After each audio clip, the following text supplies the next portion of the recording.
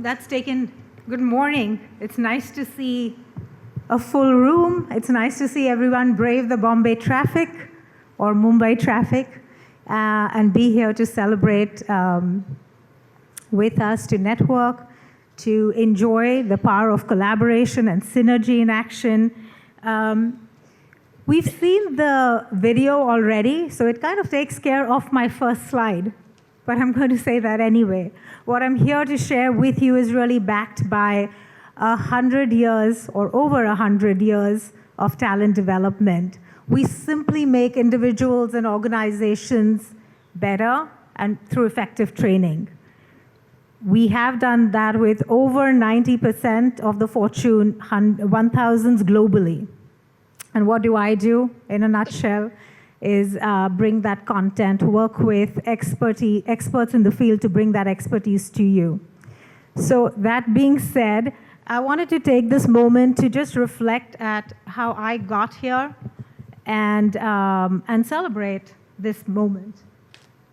So as I was, when I left Bombay, let's say I was born and raised in Bombay, and when I left Bombay, I was 23. Hopefully no one's doing mental math at this point.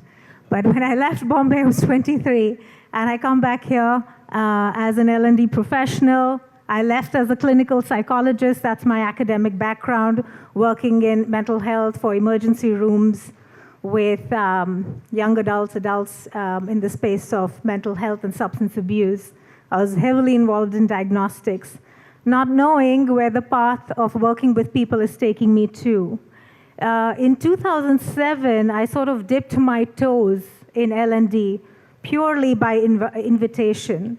Someone asked me, you know, you have a good background with the Indian background, and you've studied and you've lived in the US. Would you do a cross-cultural program for our team?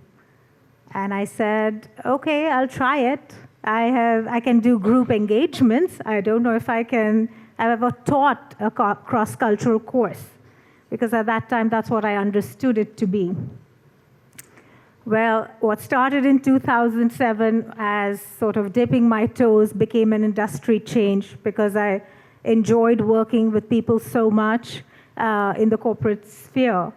Primarily, not just because of what we were doing and shaping leaders, but I think I also improved my own leadership muscle through that.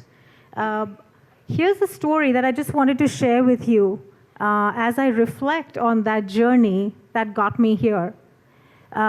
During, I would say, that period, we were engaged to provide a very immersive leadership journey with a large multinational corporate that was in South India, and they had global teams across the world. So when we started that initiative, they had the leader who was extremely engaged and wanted to make sure that initiative was right and well received. So he said, I want to introduce the initiative to my people. And I thought, that's great.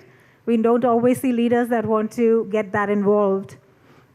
And he shared his personal story to really bring about why L&D is so important, why leadership development is so important. These were mid-level managers, and what he talked about was when he first started in management as a young business analyst.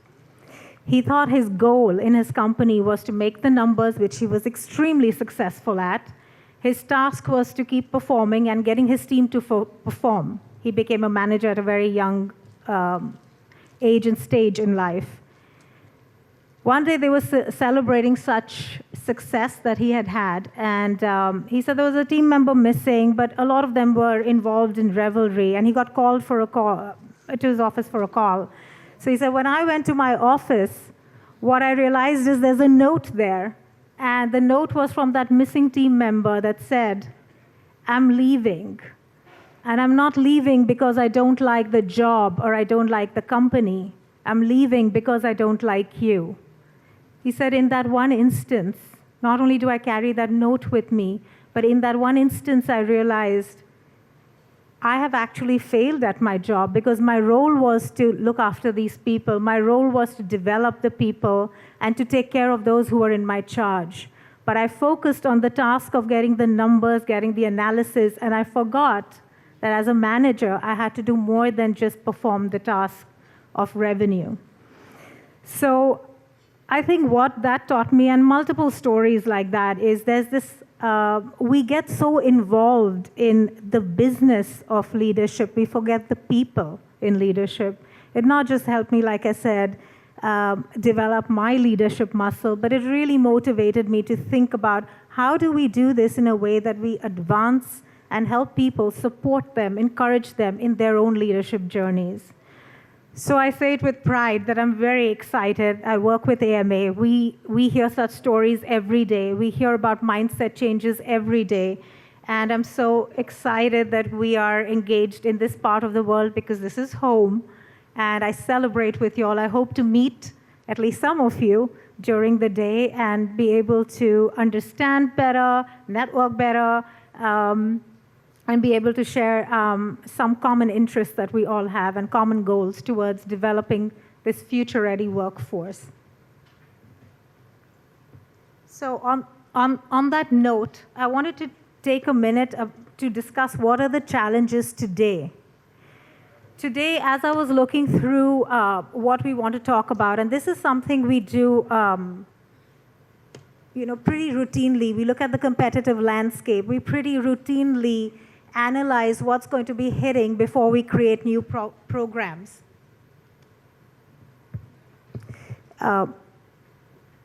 When we look at surveys, we have our own surveys, but I wanted to share not just our own survey, but also surveys that are done with other organizations that are reputed. So there's Gallup, there's Gartner, there's the World Economic Forum, and AMA surveys corroborate those results. There are 3 areas, really, which are key challenges that are coming up in 2025. These are pretty recent numbers and data. And those areas are the evolving role of the manager, the emerging talent risks for the organization, and new demands for a future-ready workforce. Part of this is because of disruption of AI. We all know this. It's exciting. It's challenging. It's an opportunity. There's some fear around it. It also changes how people look at what they need to do. There's some uncertainty. People want to do it. Organizations want to move towards it. But there's a bit of a pause, because sometimes employees are adopting it, so the activism of the employees is taking over. That is sort of helping organizations, or would you say advancing the need to bring AI internally. That being said, the role of the manager becomes so important to us. What we notice, and this is what people tell us time and time again, as we talk to our customers, as we talk to our client organizations, the manager finds that they're in this unique position where they're balancing a lot of priorities from leadership, and they're also managing expectations. They're also managing this perpetual changing business climate and the technology disruptions. So what we did last year is we had one such engagement, just to share some things that happened with a success story we had. Last year we had a large global retailer that reached out and wanted us to have this engagement to help them with their communication disruptions. They said they had 2,000 store managers, and there were large communication disruptions between the store managers and their frontline workers. That was impacting not just the employee experience and engagement, but also the customer engagement. I did some digging, and I said, okay, why do you think that's happening? I mean, I know we're in this disruption space. I know there are challenges culturally. Things are changing all the time. But part of what they said is, people, we have a culture of being nice. And people are hesitant to give feedback that might alienate the employee or the frontline worker. With the result that communication was, and feedback was neither clear nor voiced, and it was very abstract. It was not systematic. So the frontline workers felt that they were treated unfairly and not valued anyway. There were other challenges like working with the multi-generational workforce, and that created its own challenges. So what they wanted to also add is not only do we want a scalable and reliable option, we want it for 2,000 people, and we want to be able to take this option globally. We also want to add, we have 4 weeks to get this done. We would like you, this is how we get requests sometimes. Everything has to be done quickly, but with full impact and value. And to top it off, we have people that we can't really take off the floor. So we can't give them to you for even a day. So how do you think you can help us? So we said, okay, that's a challenge, but let's see what we can do. So we gave them 2 of our courses. One was on powerful communications, and one was on managing difficult conversations. They were both 2.5 hours each. We have some express short form courses. We wrapped it up in 4 weeks, 40 classes, and 8 faculty. What they loved about the experience was the participants felt everyone said they had got a learning that was similar to others, so they didn't feel like they were not included, or they got a different advantage of this learning, or someone felt disadvantaged that they didn't get it. They also felt that they were highly applicable because we got them to practice this before they went out on the floor. And thirdly, they felt they increased their confidence in how they would communicate.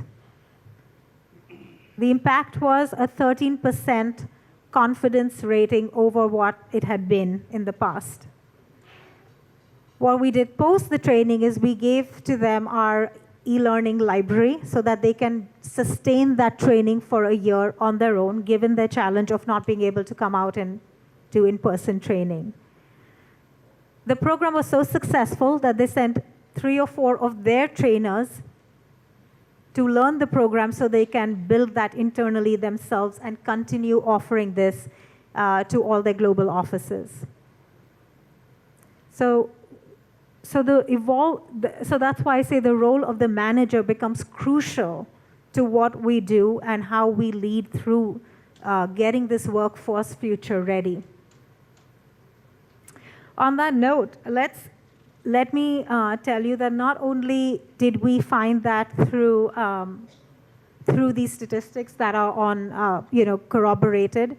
When they were talking about multi-generational workforce challenges and communication challenges, I talked to one of our SMEs called Paul Falcone. Now, he's been the ex-CHRO of Nickelodeon Animations. He's worked with Paramount Entertainment. He's been with AMA for, I think, at least 25 years. We often talk to him about subject matter expertise and look at him for direction sometimes on management skills.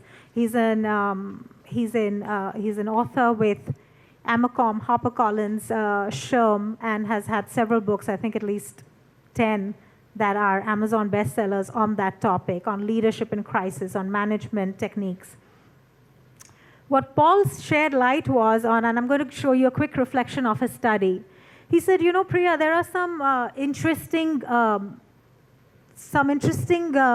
insights that I get when I talk to people.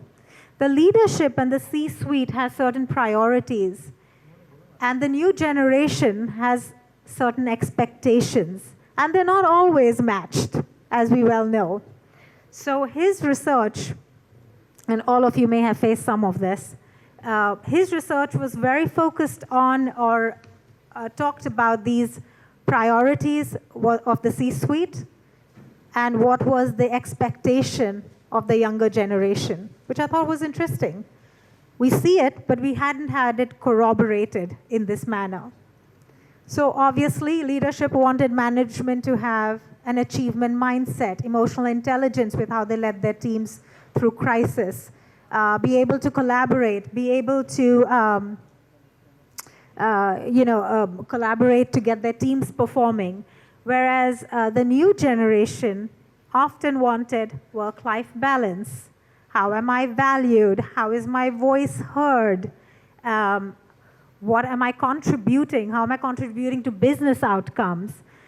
So when he said this is sort of creating a forced stress, and one of the things we thought we have to bring in, which we did in not just our some of our premier management programs, is to bring in a framework that not only helps the manager address some of the management or structured management things like performance management, delegation, SMART goals, but also how do you peel the layers to really start exploiting emotional intelligence?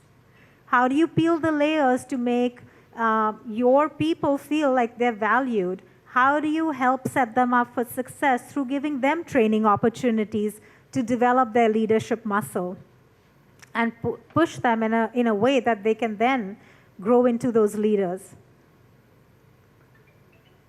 That being said, what we see in reality in terms of spending, and this is available all over, is very different.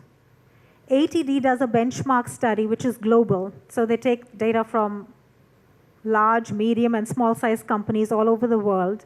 And I'm just going to share a few points of data, not too much, because this is a study that's available. There's a new one that's going to come out. This is the 2023 results that are more or less accurate. I think there may need to be some adjustments for inflation, but we haven't heard that they're inaccurate. We do have a 2024 one coming out this year, shortly. So it might help to give you a different slide. What we find is on an average, people spend $1,220, and this is global, so the India rates may be slightly different. It's an average. $1,220 per employee. But what does that mean? It is not necessarily all going towards leadership development or making you a better manager. What that $1,220 is going towards is onboarding, compliance training, safety, security, people who have also taken some education benefit, tuition reimbursement. So a lot of content that has nothing to do with making you a better manager to manage people goes into that number. A sliver of it does go into management training or professionally developing you on the human side of human skills side. The other interesting number was 40.9 hours, let's say 41 hours, we'll be generous. People spend about 41 hours in a year on training. And again, that's not all management training. So if you can get people to come and take 2 days of management training, that's a good chunk of their time. Most people talk about, and we hear this, again, you might hear this, we want blended learning. We want customized solutions to where it's given in short format. And some places it works, like the example I talked about, where you couldn't really get those managers off the shop floor. Or in a hospital environment, I know I've taken trainings, we couldn't be off the floor, really, in an emergency room for more than 2 hours at a time. It's impossible, because you won't be able to run those environments. So that being said, people still pay. They may talk about wanting all this, but what they pay for with dollars is classroom or virtual instructor-led training. People still want that. And when I say instructor-led, it's not coming in, of course, listening to a session. It is engaged in activities and practicing, but also being with a coach or an expert that can help you through it. That's where they spend their money.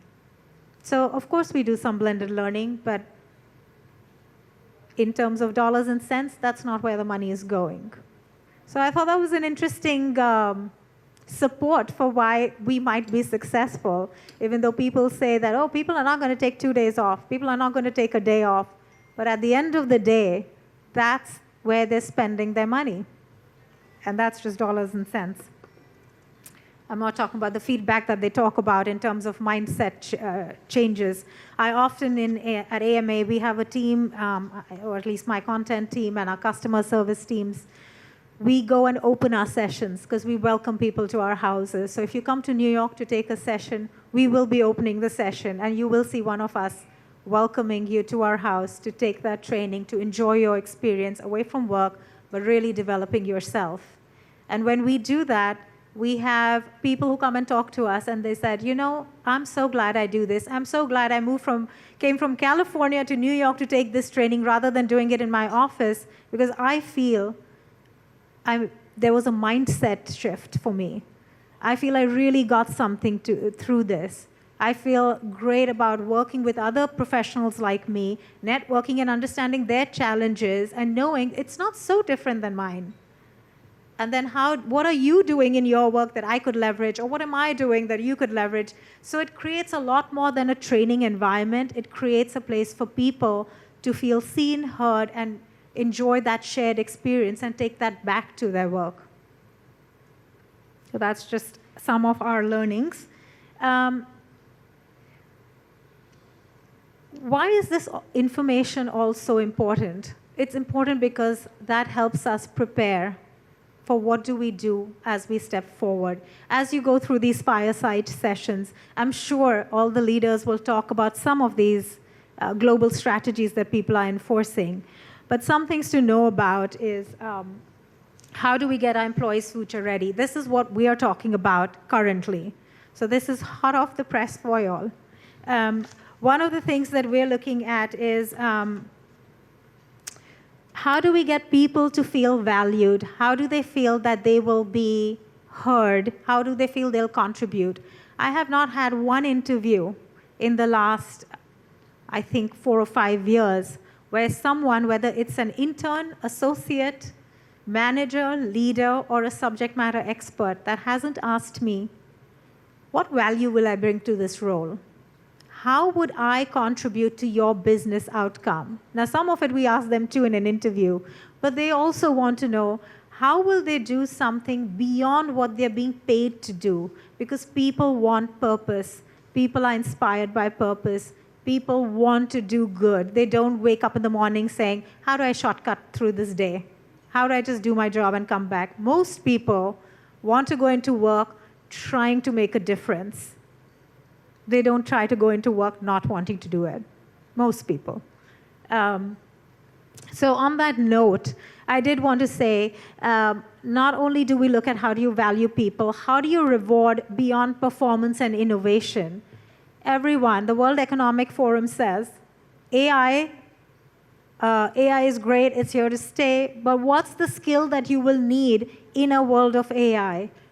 And the one thing they're asking people to do is really develop emotional intelligence.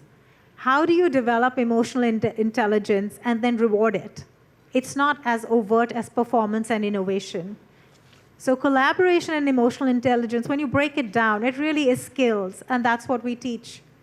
We help you with being more collaborative, being flexible, being adaptable, and bringing those skills into your performance, bringing those skills to work with your team to help them produce results, be future ready. And last but not the least is really AI learning to AI earning. This, I find, everyone has been in this world of AI learning, and what we're exploiting right now is how do we shift organizations and people from AI learning to AI earning? Why is this going to be important tomorrow? Because everyone is right now in a flux of how do you adopt it, because people are already doing it. But what once you adopt it? Okay, you've adopted a tool, a platform, a technology. How do you get these people upskilled to be able to produce it for the company? I know people use Gamma, ChatGPT, that's become an everyday thing, Copilot. However, how do you produce it? How do you leverage it so that you can actually benefit from it in terms of effectiveness, and you can have those people then spend their time that they would have done in routine tasks to be perhaps strategically thinking of how you create innovative solutions, services, products. So that's a big channel that we are exploiting right now. On that note, just to conclude, I'd like to share what's trending for us in the US, and I think pretty much globally. We're looking at our data from Canada, Mexico, Europe, Saudi, certainly China, Japan, Philippines, and a lot more of this Asia-Pac market. And what's trending for us is we have over 150 standardized solutions on management, leadership, communication that are running really standard. We have over 3,000 events that run through the year. Apart from that, we have 250 or more at this point and counting customized solutions for organizations where we create niche products, niche leadership journeys, and we see an increase in that as well. Or how do we take our standard solutions like we did with the global retail I told you about and implement it in a way that they can benefit from it? And that becomes a customized implementation. So we have those customized solutions that are running, they're running well, they're trending, of course, because there's always a need. But beyond that, we see two areas that are trending.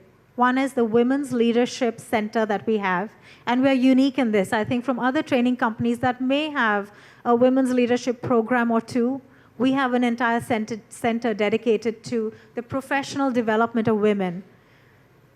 Not so they have just a seat on the table, but so they have voices that are heard. We have breakfast briefings.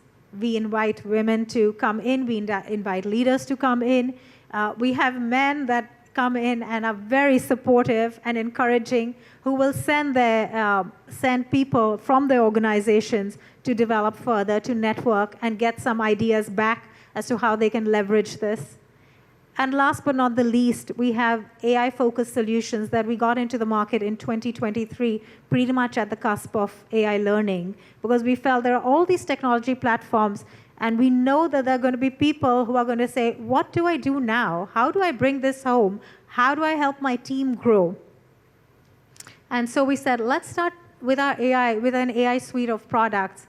It was a quick build, and it has been so successful that from the 150 plus products where products are fighting for ranking, AI products have burst through and made it to the top 20 almost. One of them is at 22, the other one's at 26.